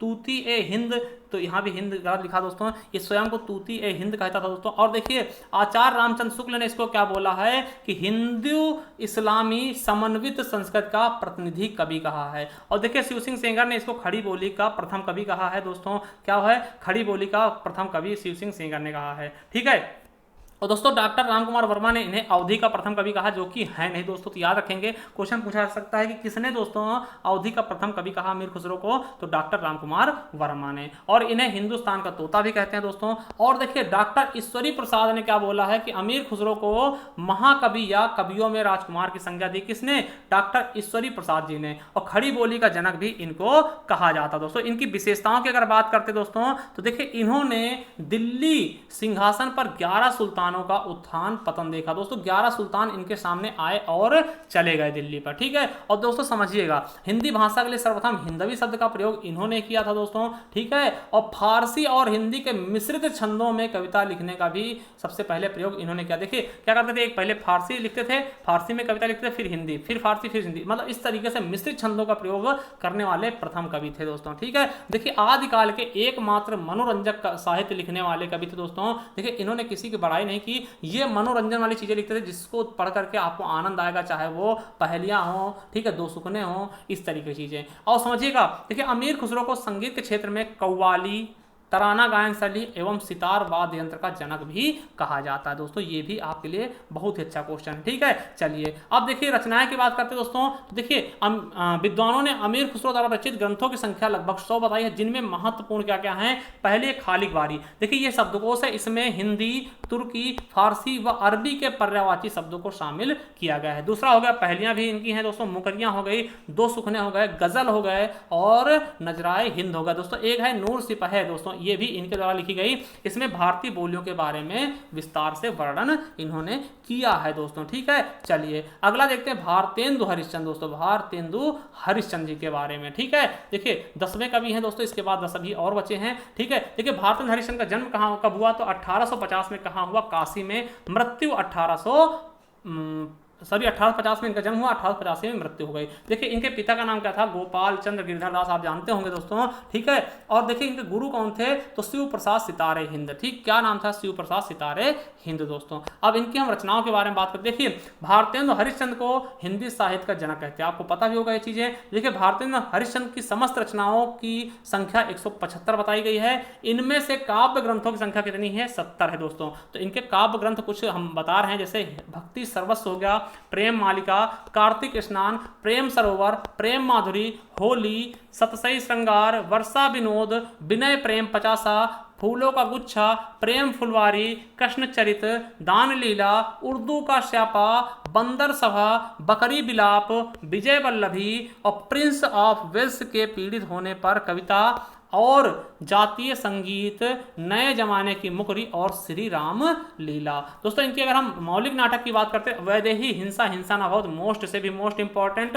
सत्य हरिश्चंद्र इंपॉर्टेंट, श्री चंद्रावली, भारत दुर्दशा, नील देवी, अंधेर नगरी मोस्ट इंपॉर्टेंट दोस्तों, ये तो बहुत ज्यादा इंपॉर्टेंट ना, सती प्रथा, तो इनको जरूर याद रखेंगे मौलिक नाटक। अनुदित नाटक कौन कौन से हैं दोस्तों? विद्या सुंदर, कर्पूर मंजरी, भारत जन्नी, मुद्रा राक्षस, दुर्लभ बंधु और धनंजय विजय दोस्तों। यात्रा वृत्तांत की बात करते हैं दोस्तों, इन्होंने शुरुआत की थी सरयू पार की यात्रा, लखनऊ की यात्रा, मोस्ट से भी मोस्ट इंपॉर्टेंट लगा लीजिएगा, ये पूछे जाते हैं दोस्तों। ठीक है, चलिए अब देखिए क्वेश्चन समझिएगा कि हिंदी के प्रथम यात्रा वृत्तांत लेखक कौन है? तो यही है दोस्तों भारतेंदु हरिश्चंद्र। और हिंदी की प्रथम यात्रा वृत्तांत कौन सी है? तो सरयू पार की यात्रा दोस्तों 1871 ईस्वी में लिखा गया था दोस्तों। और बता दें कि भारतेंदु कृत विजयिनी विजय वैजयंती दोस्तों नामक जो शीर्षक दोस्तों, उसमें इन्होंने क्या लिखा है? तो जो कविता दोस्तों उसमें मिस्र में भारतीय सेना की विजय प्राप्ति पर लिखी गई कविता है दोस्तों। ठीक है, अब देखिए भारतेंदु हरिश्चंद्र ने फूलों का गुच्छा कविता खड़ी बोली में लिखा है। ठीक है, और समझिए कि दोस्तों भारतेंदु हरिश्चंद्र ने पैरोडी, स्यापा, गाली, लावनी आदि शैलीगत रूपों में भी कविताएं लिखी हैं। जैसे देखिए बंदर सभा किस शैली में लिखी गई, तो पैरोडी में, और उर्दू का स्यापा किस में लिखी गई, तो स्यापा शैली में, और समधिन मधुमास गाली है दोस्तों, प्रातः समीरन क्या है, ये प्यार है दोस्तों, और वर्षा विनोद क्या है, लावनी शैली में ये लिखी गई है दोस्तों। चलिए अगला देखते हैं दोस्तों, केदारनाथ अग्रवाल। क्या दोस्तों, केदारनाथ अग्रवाल की बात करते हैं दोस्तों। केदारनाथ अग्रवाल की बात करते हैं, इनका जन्म कब हुआ, 1911 में, मृत्यु 2000 में, सन 2000 में केदारनाथ अग्रवाल का जन्म मृत्यु हो गई दोस्तों। अब देखिए इनका जन्म स्थान क्या है, तो कमासीन बांदा में इनका जन्म हुआ दोस्तों। इनके माता पिता का नाम क्या था, हनुमान प्रसाद पिताजी हैं, और घिसट्टो इनकी माता का नाम है, पत्नी का नाम पार्वती था। अब समझिएगा इन्होंने अपने आरंभिक दौर में बालेंदु उपनाम से रचनाएं लिखी थी, ठीक है। तो केदारनाथ सिंह जी किस नाम से लिखते थे बचपन में दोस्तों, पहले अपने किस नाम से लिखते थे, बालेंदु के नाम से रचनाएं लिखते थे दोस्तों। इनकी रचनाओं की बात करते हैं तो युग की गंगा, नींद के बादल, लोक और आलोक, फूल नहीं रंग बोलते हैं, क्या इंपॉर्टेंट है, फूल नहीं रंग बोलते हैं, आग का आईना, गुल मेहंदी, पंख और पतवार, बंबई का रक्त स्नान, हे मेरी तुम, मार प्यार की थापें, अपूर्वा इंपॉर्टेंट है दोस्तों, आत्मगंध। आपको बता दें कि केदारनाथ अग्रवाल को अपूर्वा काव्य के लिए दोस्तों 1986 में साहित्य अकादमी पुरस्कार से सम्मानित किया गया, तो अपूर्वा याद रखेंगे दोस्तों। उसके अलावा केदारनाथ अग्रवाल को उनकी रचना फूल नहीं रंग बोलते हैं के लिए सोवियत लैंड नेहरू पुरस्कार से भी सम्मानित किया गया है, ठीक है। तो ये चीजें याद रख लेंगे केदारनाथ अग्रवाल के बारे में। अगले हैं दोस्तों नागार्जुन। आप जानते होंगे इनके नाम दोस्तों नागार्जुन, इनका रियल नेम क्या है वो भी आपको बताएंगे। देखिए इनके जन्म की बात करते हैं पहले, तो 1911 में जन्म हुआ, 1998 में इनकी मृत्यु हो गई। जन्म कहाँ हुआ, तो तरौनी दरभंगा दोस्तों, बिहार में पड़ता है, बिहार का जिला है दरभंगा, वहां पे तरौनी पड़ता गांव, वहां पे इनका जन्म हुआ। इनके माता पिता का नाम क्या है दोस्तों, माता का नाम क्या है, गोकुल मिश्र, और पिता का नाम है उमा देवी, पिता का नाम गोकुल मिश्र और माता का नाम उमा देवी है। इनका मूल नेम क्या था दोस्तों, इन्हें वैद्यनाथ मिश्र के नाम से, मतलब इनका रियल नेम वैद्यनाथ मिश्र है दोस्तों। इन्हें नागार्जुन के नाम से ज्यादा उपलब्धि हासिल हुई दोस्तों। इनके उपनाम, इनको यात्री के नाम से भी जानते हैं दोस्तों, और नागार्जुन के नाम, ये इनके दोनों क्या है, उपनाम है दोस्तों, ठीक है। अब समझिएगा नागार्जुन का पहला साहित्यिक उपनाम क्या था, यात्री, पहले यात्री के नाम से लिखते थे दोस्तों, ठीक है। और नागार्जुन को प्रगतिवाद का सलाका पुरुष कहा जाता, क्या, प्रगतिवाद का सलाका पुरुष किसको कहते हैं, तो नागार्जुन को दोस्तों। अब समझिएगा नागार्जुन की खड़ी बोली में सर्वप्रथम प्रकाशित रचना कौन है, राम के प्रति है दोस्तों, क्या, राम के प्रति है, जो सन 1935 में लाहौर से निकलने वाली पत्रिका विश्व बंधु में छपी थी दोस्तों, ठीक है। अब रचनाओं की बात करते दोस्तों, तो युग धारा हो गया, सतरंगे पंखों वाली हो गया, प्यासी पथराई आंखें हो गया, इंपॉर्टेंट है, भस्मांकुर हो गया, तालाब की मछलियां, रत्नगर्भ, भूल जाओ सपने, पुराने सपने, इस गुब्बारे की छाया में, तुमने कहा था, ठीक है, तुमने कहा था, हजार हजार बाहों वाली, पुरानी जूतियों की कोरस दोस्तों। ये इनके क्या हैं, इंपॉर्टेंट रचनाएं हैं दोस्तों। कविताओं की बात करते हैं दोस्तों, तो इंपॉर्टेंट कविताएं कौन कौन सी हैं, तो बादल को घिरते देखा है, पाषाणी, सिंदूर तिलकन भाल, पांच पूत भारत माता के, हरिजन गाथा, कालिदास अकाल, और उसके बाद इनकी कविताएं हैं दोस्तों। देखिए उपन्यास बहुत बार पूछा थे, और जो बहुत इंपॉर्टेंट दोस्तों उनकी हम बात करेंगे, रतिनाथ की चाची, मोस्ट इंपॉर्टेंट, ठीक है, बलचनमा, बाबा बटेश्वर नाथ दोस्तों, मोस्ट से भी मोस्ट इंपॉर्टेंट, नई पौध, वरुण के बेटे, उग्रतारा, गरीबदास और जमनिया दोस्तों। इनमें बाबा बटेश्वर नाथ और रतिनाथ की चाची मोस्ट इंपॉर्टेंट है। कहानी संग्रह की बात करते हैं तो आसमान में चंदा तैरे, ठीक है, और स्मरण क्या है इनकी, एक व्यक्ति का युग इनकी क्या है, स्मरण है दोस्तों, ठीक है। चलिए अगले हैं शिव मंगल सिंह सुमन जी दोस्तों। अगर इनके जन्म स्थान की बात करते हैं दोस्तों, जन्म और मृत्यु की, तो 1915 में जन्म हुआ, 2002 में इनकी मृत्यु हो गई दोस्तों। जन्म स्थान कहाँ है, झगरपुर, उन्नाव जिला। देखिए उन्नाव कहाँ पड़ता है, तो ये अपने उत्तर प्रदेश में पड़ता है। वहीं शिव मंगल सिंह इनका नाम है, और सुमन इनका क्या है, उपनाम है दोस्तों, ठीक है। देखिए पद्म भूषण इन्हें देगा 1999 में, पद्म श्री 1974 में दोस्तों। आपको बता दें कि शिवमंगल सिंह सुमन को मिट्टी के बारात के लिए दोस्तों, मिट्टी की बारात काव्य के लिए 1974 में साहित्य अकादमी पुरस्कार दिया गया। क्या, साहित्य अकादमी पुरस्कार मिट्टी की बारात के लिए दिया गया। ये इनकी रचना याद रखेंगे, ठीक है। वहीं शिवमंगल सिंह सुमन को मिट्टी के बारात के लिए सोवियत लैंड नेहरू पुरस्कार से भी सम्मानित किया गया है, ठीक है। सोवियत लैंड नेहरू पुरस्कार से भी सम्मानित किया गया, किसके लिए, सेम रचना मिट्टी की बारात के लिए दोस्तों। इनकी और रचना देखते हैं तो हिलोर हो गया, जीवन के गान, युग के मोल, प्रलय सृजन, विश्वास बदलता ही गया, विंध्य हिमालय, मिट्टी की बारात, वाणी की व्यथा, पर आंखें नहीं भरी, हम पक्षी उन्मुक्त गगन के आभार पर आंखें नहीं भरी, और सांसों का हिसाब क्या है, इनकी रचनाएं हैं दोस्तों। ठीक है, तो याद रख लेंगे इनके बारे में। अगले हैं दोस्तों रामधारी सिंह दिनकर जी। देखिए रामधारी सिंह दिनकर के बारे में बात करते हैं दोस्तों, तो इनका जन्म कब हुआ, तो 1908 में। कहाँ हुआ, तो बेगूसराय दोस्तों। कहाँ पड़ता है, बिहार में दोस्तों। क्या, बेगूसराय बिहार दोस्तों। आपको पता होगा कि बेगूसराय दोस्तों कन्हैया कुमार इलेक्शन लड़ रहे थे दोस्तों, तो वही बेगूसराय दोस्तों जहाँ से रामधारी सिंह दिनकर का जन्म हुआ था, और इन्हें दिनकर के नाम से जानते थे ना। इनकी मृत्यु 1974 में हुई। अगर इनके उपनाम की बात करते हैं दोस्तों, दिनकर इनका उपनाम है, अधैर्य का कवि कहते हैं, और समय सूर्य के नाम से भी इनको जानते हैं दोस्तों। देखिए दिनकर के काव्य में राष्ट्रीय सांस्कृतिक चेतना तथा प्रगतिवादी चेतना दोनों विद्यमान है दोस्तों। और दिनकर ने मैथिली शरण गुप्त के सामने स्वयं को महज डिप्टी राष्ट्र कवि में ही माना है दोस्तों। इनको कहते हैं कि हम क्या हैं, डिप्टी राष्ट्र कवि हैं दोस्तों। ठीक है, छोटे हैं उनसे। ठीक है, अब देखिए दिनकर को उर्वशी महाकाव्य के लिए 1972 में दोस्तों भारतीय ज्ञानपीठ पुरस्कार दिया गया। आपको पता होगा, हमने बताया था कि उर्वशी दोस्तों जयशंकर प्रसाद की भी रचना है, मगर उसके लिए ज्ञानपीठ पुरस्कार केवल और केवल किसको दिया गया है दोस्तों, दिनकर जी को। ठीक है, और इसे गीत नाट्य काव्य भी माना है। ठीक है, देखिए रामधारी सिंह दिनकर कृत संस्कृत के 4 अध्याय के लिए उन्हें 1962 में दोस्तों साहित्य अकादमी पुरस्कार से सम्मानित किया गया। ठीक है, कौन से सम्मान से, साहित्य अकादमी पुरस्कार से सम्मानित किया गया। किसके लिए, संस्कृत के 4 अध्याय इनकी क्या है, कृति है दोस्तों। ठीक है, अब देखिए 1952 में इन्हें राज्यसभा के सदस्य भी चुने गए। आपको पता होगा कि 12 सदस्य चुने जाते थे ना राष्ट्रपति द्वारा 80A के तहत, तो इन्हें भी चुना गया 1952 में दोस्तों, पहले ना। और देखिए 1999 में भारत सरकार ने इनकी स्मृति में डाक टिकट भी जारी किया, इनके ऊपर डाक टिकट भी जारी किया भारत सरकार ने। ठीक है, और देखिए अगर इनकी रचनाएं की बात करते हैं दोस्तों, तो रेणुका हो गया, हुंकार हो गया, रसवंती हो गया, कुरुक्षेत्र हो गया, शामधेनी हो गया, रश्मिरथी, नील कुसुम, दिल्ली, उर्वशी, परशुराम की प्रतीक्षा इंपॉर्टेंट है, आत्मा की आंखें, हारे को हरिनाम इंपॉर्टेंट है, धूप और धुआं, नीम के पत्ते, इतिहास के आंसू, संस्कृत के 4 अध्याय मोस्ट इंपॉर्टेंट, रेती के फूल, अर्धनारीश्वर, और विवाह की मुसीबतें। ये हैं इनकी इंपॉर्टेंट रचनाएं दोस्तों। ठीक है, चलिए अगला देखते हैं दोस्तों, सच्चिदानंद हीरानंद वात्स्यायन अज्ञेय के बारे में। क्या, वात्स्यायन अज्ञेय के बारे में देखते हैं। देखिए अगर अज्ञेय की बात करते हैं दोस्तों, तो इनका पूरा नाम क्या है, सब कई बार यही पूछा जाता है, सच्चिदानंद हीरानंद वात्स्यायन अज्ञेय इनका क्या है, पूरा नाम है। अगर इनके हम जन्म की बात करते दोस्तों, तो कब हुआ था जन्म, 1911 ईस्वी में। कब दोस्तों, 1911 ईस्वी में इनका क्या हुआ है, जन्म हुआ है। ठीक है, और 1987 ईस्वी में इनकी क्या हो गई है, मृत्यु भी हो गई दोस्तों। तो ये भी याद रखेंगे दोस्तों। इनके माता पिता का नाम क्या था, तो हीरानंद इनके पिता का नाम, अवंती देवी इनकी माता का नाम। इनके अगर जन्म स्थान की बात करते हैं तो कसिया कुशीनगर दोस्तों। क्या, कसिया कुशीनगर दोस्तों, वही कुशीनगर है जहां पर अंतरराष्ट्रीय हवाई अड्डा भी बनाया गया, और वही कुशीनगर जहां पे भारत का प्रथम ट्रांसजेंडर विश्वविद्यालय भी खोला जा रहा है। ठीक है, तो याद रखेंगे।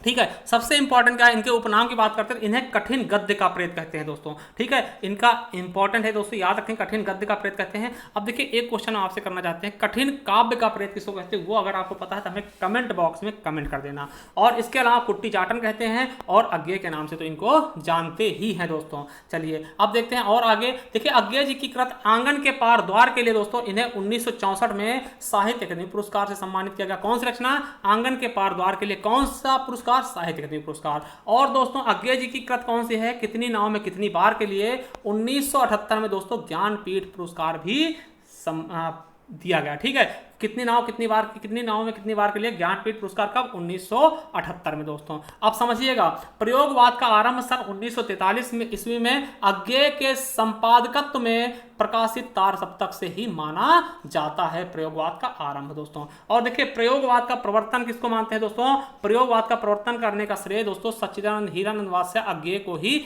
मानते हैं दोस्तों। एक चीज और याद रखिएगा कि नई कविता नाम किसने दिया, तो अज्ञेय जी ने दिया। कब दिया, देखिए इन्होंने अपनी एक रेडियो वार्ता में इन्होंने इस पद का सर्वप्रथम प्रयोग किया, जो बाद में नए पत्ते के नाम से जनवरी-फरवरी 1953 में अंक में नई कविता शीर्षक से प्रकाशित हुई। सबसे पहले इन्होंने ही रेडियो वार्ता में नई कविता का प्रयोग किया था दोस्तों। इनके अगर काव्य संग्रह की बात करते हैं तो याद रखिएगा, भग्नदूत हो गया, चिंता हो गई, इत्तेलम हो गया, और हरी घास पर क्षण भर हो गया बावरा अहेरी, इंद्रधनुष रौंदे हुए, आंगन के पार द्वार, पूर्वा, सुनहरे शैवाल, कितनी नावों में कितनी बार, इसके लिए इन्हें ज्ञानपीठ पुरस्कार देगा। क्योंकि मैं सन्नाटा क्योंकि मैं उसे जानता हूं। ठीक है, सागर मुद्रा, पहले मैं सन्नाटा बुनता था, महावृक्ष के नीचे बदी की बाग छाया, ऐसा कोई घर आपने देखा है। तो ये इनके क्या है, काव्य संग्रह है मेरे दोस्तों। ठीक है, तो याद रखेंगे। चलिए अब उपन्यास की बात करते हैं दोस्तों।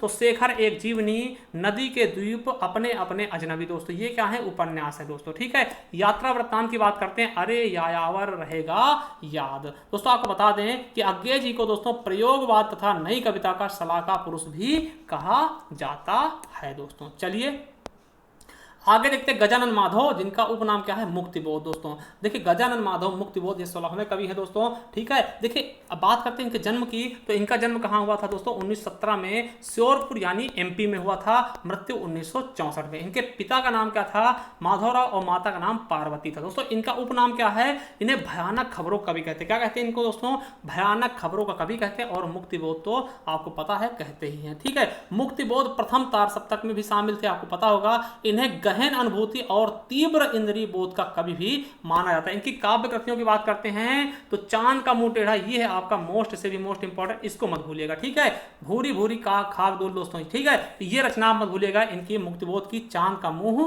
टेढ़ा दोस्तों। ठीक है, अब देखिए कविताएं, अंधेरे में हो गया, ब्रह्म राक्षस, अंतःकरण का आयतन, भूल गलती। अब देखिए डॉक्टर राम स्वरूप चतुर्वेदी का कहते हैं कि मुक्तिबोध का काव्य संकलन चांद का मुंह टेढ़ा है, एक बड़े कलाकार की स्केच बुक लगता है। मतलब ये कहते हैं बहुत अच्छा है, मतलब इसकी ये क्या करते हैं, मतलब बड़ाई करते हैं। ठीक है, चलिए अगला देखते हैं दोस्तों। नेक्स्ट कवि कौन है, शमशेर बहादुर सिंह। देखिए शमशेर बहादुर सिंह ये मतलब कि नए कवि दोस्तों, इनके बारे में जानते हैं। देखिए इनका जन्म कब हुआ दोस्तों, 1911 में, कहाँ, देहरादून में दोस्तों, मृत्यु 1993 में। दोस्तों इन्हें कवियों का कवि कहते हैं, याद कर लीजिएगा। इनका उपनेम पूछा था, कवियों का कवि किसको कहते हैं, तो शमशेर बहादुर सिंह जी को। ठीक है, देखिए इनके माता पिता के नाम अगर बात करते हैं दोस्तों, तो बाबू तारीफ सिंह, और माता का नाम क्या है, श्रीमती प्रभु देवी है। देखिए ये दूसरे तार सप्तक के कवि थे। और देखिए दोस्तों 1977 में, याद रखिएगा 1977 में, चुका भी हूं नहीं मैं के लिए इन्हें साहित्य अकादमी पुरस्कार से सम्मानित किया गया। ठीक है, साहित्य अकादमी पुरस्कार से सम्मानित किया गया, किसके लिए दोस्तों, चुका भी हूं नहीं मैं के लिए। और दोस्तों 1987 में महर्षि शरण गुप्त पुरस्कार से सम्मानित किया गया इन्हें मध्य प्रदेश सरकार द्वारा। 1981 में कबीर सम्मान से सम्मानित किया गया मध्य प्रदेश सरकार द्वारा। देखिए शमशेर बहादुर सिंह प्रेम और सौंदर्य कवि थे। इनकी अगर हम काव्य संग्रह की बात अगर करते हैं दोस्तों, देखिए कुछ कविताएं, कुछ और कविताएं, चुका भी हूं नहीं मैं, साहित्य अकादमी पुरस्कार वाला इसके लिए। ठीक है, इतने उतने पास, उदिता अभ्यक्ति का संघर्ष, बात बोलेगी, काल तुमसे होड़ है ना। और देखिए मेरी, काल तुमसे होड़ है मेरी, और कहीं बहुत दूर से सुन रहा हूं सुकून की तलाश। कविताओं की बात करते हैं, टूटी हुई बिखरी हुई, अमन का राग, एक पीली शाम, धूप कोठरी के आईने में खड़ी, और समय शाम में वादी। अब देखिए शमशेर बहादुर सिंह के बारे में कथन क्या क्या है दोस्तों। देखिए अगेन इनको क्या बोला है कि शमशेर कवियों का कवि है। ठीक है, कवियों कवि बोलते हैं इनको, हमने बताया है। मलयाज क्या बोलते हैं कि शमशेर मूड्स का कवि है, किसी विजन के नहीं। और मुक्तिबोध क्या कहते हैं, प्रणय जीवन का प्रसंगबद्ध रसवादी कवि दोस्तों। वहीं विष्णु खरे क्या बोलते हैं, शमशेर की शमशेरियत दोस्तों। क्या, शमशेर की शमशेरियत दोस्तों। वहीं रामचंद्र तिवारी क्या बोलते हैं, शमशेर का गद्य हिंदी का जाति गद्य है। और खुद को शमशेर क्या बोलते हैं, मैं हिंदी उर्दू का दुआब, मतलब दुआब मतलब का दोनों चीजों से मिला हुआ। ठीक है, जैसे दुआब होता है गंगा जमुना दुआब होता है, उसके बीच की भूमि, उसी प्रकार से कहते हैं कि मैं हिंदी और उर्दू दोनों का दुआब हूं, मतलब मैं हिंदी और उर्दू दोनों भाषाओं का प्रयोग करता हूं। चलिए केदारनाथ सिंह के बारे में देखते हैं दोस्तों। देखिए केदारनाथ सिंह की बात करते हैं तो बलिया में इनका जन्म हुआ था 1934 में दोस्तों। और अगर बलिया की बात करते हैं दोस्तों, तो बलिया क्या है, सबसे पूर्वी जिला है उत्तर प्रदेश का, जो कि बिहार से टच करता है। ठीक है, और 2018 में इनकी मृत्यु हुई, हाल ही में इनकी मृत्यु भी हुई है। ठीक है, देखिए ये अज्ञे जी द्वारा संपादित तीसरे तार सप्तक के कवि व साहित्यकार थे, मतलब तीसरे तार सप्तक में इनको शामिल किया गया था। इनकी रचनाओं की बात करते हैं, अभी बिल्कुल अभी, जमीन पक रही है, यहां से देखो अकाल में सारस, दोस्तों ये इंपॉर्टेंट है, अकाल में सारस इनकी बहुत ही इंपॉर्टेंट रचना है। उत्तर कबीर और अन्य कविताएं, इसके लिए इन्हें पुरस्कार दिया गया है। बाघ हो गया, बनारस हो गया, अनागत हो गया, फर्क नहीं पड़ता दोस्तों, समझिएगा। केदारनाथ सिंह को 2008 में भारत भारती सम्मान से भी सम्मानित किया गया दोस्तों। उसके अलावा इन्हें मध्य प्रदेश के मैथिली शरण गुप्त, केरल के कुमार आसन सम्मान और बिहार के दिनकर सम्मान से भी सम्मानित किया गया है। देखिए 2009 और 10 के इन्हें दोस्तों सलाका सम्मान से सम्मानित किया गया था, मगर इन्होंने उसे ठुकरा दिया दोस्तों, कब? 2009-10 में। और 1997 में इन्हें उत्तर कबीर और अन्य कविताओं के लिए व्यास सम्मान से सम्मानित किया गया दोस्तों। देखिए इनको कितने सारे सम्मान मिल गए, ठीक है, व्यास सम्मान से भी सम्मानित किया गया। उसके अलावा 1989 में दोस्तों इन्हें अकाल में सारस के लिए दोस्तों साहित्य अकादमी पुरस्कार सम्मानित किया गया, और 2013 में ज्ञानपीठ पुरस्कार से सम्मानित किया गया। मुझे नहीं लगता कोई सा सम्मान इनके लिए बचा होगा दोस्तों, सबके सब तो इन्होंने कवर कर लिया। साहित्य अकादमी हो गया, व्यास हो गया, ज्ञानपीठ हो गया, सलाका हो गया, और जो भी है दोस्तों बहुत सारे भारतीय सब कुछ तो इन्होंने ले लिया दोस्तों, सारे सम्मान तो इनको मिल गए। चलिए अगले हैं कुंवर नारायण दोस्तों। कुंवर नारायण के बारे में बात करते हैं दोस्तों, तो 1927 में इनका जन्म हुआ, 2017 में इनकी मृत्यु। इनकी प्रथम काव्य संग्रह कौन सी है? चक्रव्यूह। क्या चक्रव्यूह है दोस्तों? देखिए ये नई कविता आंदोलन के सशक्त हस्ताक्षर अज्ञे द्वारा संपादित तीसरे तार सप्तक के प्रमुख कवि रहे दोस्तों। तीसरे तार सप्तक के कवि रहे। इनके रचनाओं की बात करते हैं तो चक्रव्यूह हो गया, परिवेश, हम तुम, आमने सामने, अपने सामने, और दूसरा कोई नहीं, ये इंपॉर्टेंट, दूसरा कोई नहीं, इन दिनों, आत्मजयी, ये भी इंपॉर्टेंट है, और इन दोनों दोस्तों, ठीक है। इनकी कहानी संग्रह की बात करते हैं, आकारों के आसपास है, ठीक है। 2009 में इन्हें पद्म भूषण सम्मानित किया गया।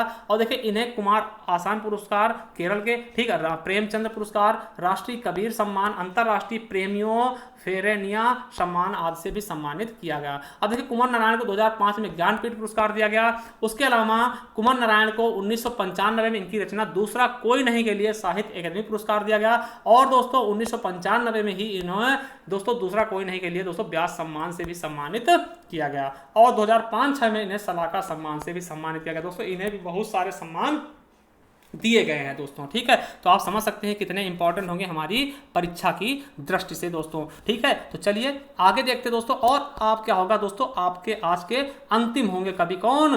दुष्यंत कुमार बिजनौर वाले, ठीक है। आप इनको शायद न जानते हो, मगर दोस्तों बहुत ही फेमस है। क्या? बहुत ही फेमस है। इनके अगर हम जन्म की बात करते हैं तो 1931 में बिजनौर में हुआ, मृत्यु 1975 में दोस्तों। इनके माता पिता की अगर बात करते हैं तो भगवत सहाय और राम किशोरी। देखिए इन्हें हिंदी गजलों का राजकुमार कहते हैं, आधुनिक हिंदी गजलों का राजकुमार कहा जाता है। देखिए इनका जो मूल नाम दोस्तों, ये दुष्यंत कुमार नारायण त्यागी। क्या नाम है इनका दोस्तों? देखिए दुष्यंत कुमार का मूल नाम क्या है? दुष्यंत नारायण त्यागी नाम था। इनका जन्म राजपुर नवाडा ग्राम बिजनौर में हुआ दोस्तों। अगर आप वहां से हमें कमेंट बॉक्स में कमेंट करके जरूर बताइएगा, ठीक है। तो कहां हुआ इनका जन्म?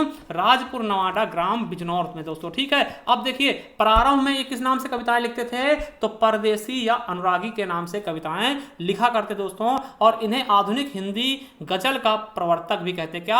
आधुनिक हिंदी गजल का प्रवर्तक भी माना जाता है दोस्तों। किन्हें दोस्तों? दुष्यंत कुमार को, ठीक है। अब देखिए इन्हें हिंदी गजल सम्राट के नाम से जानते हैं। हिंदी गजल सम्राट के नाम से किसको जानते हैं? तो दुष्यंत कुमार को दोस्तों। बहुत सारे नाम हैं। इनकी कृतियां की बात करते हैं तो सूर्य का स्वागत, आवाजों के घेरे, जलते हुए वन का वसंत, साये के धूप, एक कंठ विस्पाई दोस्तों। ये इंपॉर्टेंट है, एक कंठ विस्पाई दोस्तों। उपन्यास क्या है? छोटे छोटे सवाल, आंगन में एक वृक्ष, दोहरी जिंदगी। क्या? दोहरी जिंदगी। कविताओं की बात करते हैं, कहां तो तय था, कैसे मंजर, दिग जिंदगानी का कोई मकसद, आज सड़कों पर लिखे हैं धूप के पांव दोस्तों। तो ये हैं इनकी रचनाएं दोस्तों।